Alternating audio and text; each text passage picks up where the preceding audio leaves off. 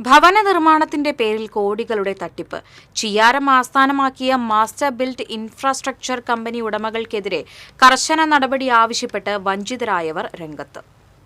6 മാസം മുതൽ 1 വർഷത്തിനുള്ളിൽ കരാറടിസ്ഥാനത്തിൽ വീട് നിർമ്മിച്ചു നൽകാമെന്ന വാഗ്ദാനം നൽകി ചിയ്യാരം ആസ്ഥാനമായ മാസ്റ്റർ ബിൽറ്റ് ഇൻഫ്രാസ്ട്രക്ചർ ഭവന നിർമ്മാണ കമ്പനി സംസ്ഥാനത്തിന്റെ വിവിധ ഭാഗങ്ങളിൽ നിന്നുള്ള 40-ലേറെ പേരിൽ നിന്ന് 12 കോടിയിലേറെ രൂപ തട്ടിയെടുത്തതായി പണം നഷ്ടപ്പെട്ടവർ തൃശൂരിൽ വാർത്താ സമ്മേളനത്തിൽ ആരോപിച്ചു.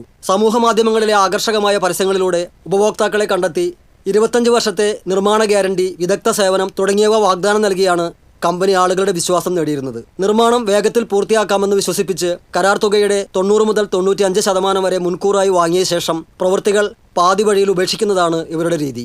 പല വീടുകളും 30 മുതൽ 40% വരെ മാത്രമാണ് നിർമ്മാണം പൂർത്തിയാക്കിയിട്ടുള്ളത്. ഈ കാലയളവിനുള്ളിൽ ഓരോരുത്തർക്കും 5 മുതൽ 35 ലക്ഷം രൂപ വരെ നഷ്ടം സംഭവിച്ചിട്ടുണ്ട്. തട്ടിപ്പിനിരയായവരിൽ ചിലരുടെ പരാതിയെ തുടർന്ന് ആമ്പല്ലൂർ, കല്ലൂർ സ്വദേശികളായ കമ്പനി സിഇഒ ലിയോ ജോർജിനെയും ഡയറക്ടർ കൃഷ്ണപ്രസാദിനെയും കാക്കനാട് ഇൻഫോ പാർക്ക് പോലീസ് ഈ മാസം 3-ന് അറസ്റ്റ് ചെയ്ത് ജയിലിലാക്കി. മുളന്തുരുത്തി പോലീസും ക്രൈംബ്രാഞ്ചും ഇവരുടെ പേരിൽ മറ്റൊരു പരാതിയിൽ അറസ്റ്റ് രേഖപ്പെടുത്തിയിട്ടുണ്ട്.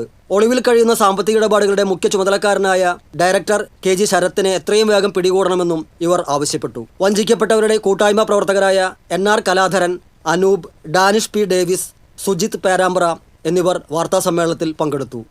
TCV തൃശൂർ.